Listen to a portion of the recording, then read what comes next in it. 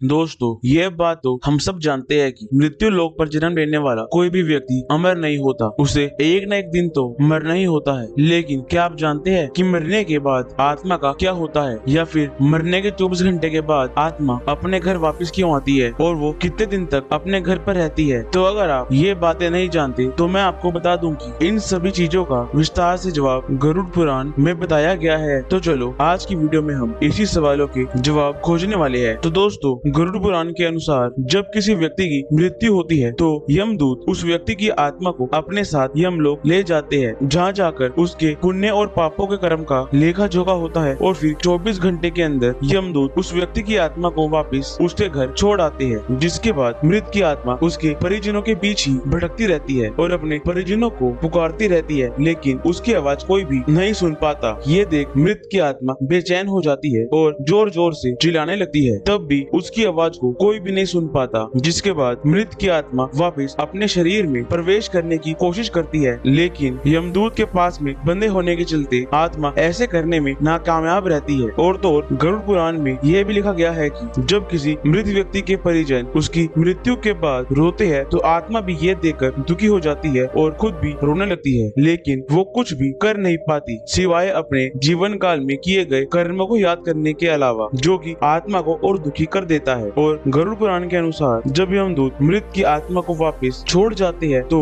उसकी आत्मा में इतना दम नहीं होता कि वो यमलोक का रास्ता तय कर पाए। तभी जो मरने के 10 दिन तक पिंडदान किया जाता है, उससे मृत आत्मा के विभिन्न अंगों की रचना होती है और 11वें दिन और 12वें दिन जो पिंडदान किया जाता है उससे आत्मा का मांस और त्वचा का निर्माण होता है। और 13वें दिन जब 13वीं होती है तो उस दिन मृत के नाम से जो भी पिंडदान किया जाता है उससे ही वो यमलोक का सफर तय करता है। यानी कि जो मृत आत्मा के लिए 13 दिन तक पिंडदान किया जाता है उसी से आत्मा को यमलोक तक जाने का बल मिलता है। और आत्मा को यमलोक तक पहुंचने के लिए कुल 12 महीने यानी कि 1 साल तक का समय लगता है। और 13 दिन तक किया गया पिंडदान मृत आत्मा के लिए 1 वर्ष के भोजन के समान होता है। और अब आपके दिमाग में आ रहा होगा कि अगर किसी व्यक्ति का नियमित पिंडदान नहीं होता तो फिर उसके साथ क्या होता है। तो आपको बता दें कि गरुड़ पुराण के अनुसार जिस मृत आत्मा का सही से पिंडदान नहीं होता तो उस व्यक्ति की 13वीं के दिन यमदूत जबरदस्ती उसे अपने साथ घसीटते हुए ले जाते हैं, जिसके परिणाम स्वरूप आत्मा को अपनी यात्रा के दौरान काफी कष्ट उठाने पड़ते हैं। और इसके अलावा गरुड़ पुराण में ये भी बताया गया है 13वीं दिन किए जाने वाला भोज अगर कर्ज लेकर किया जाता है तो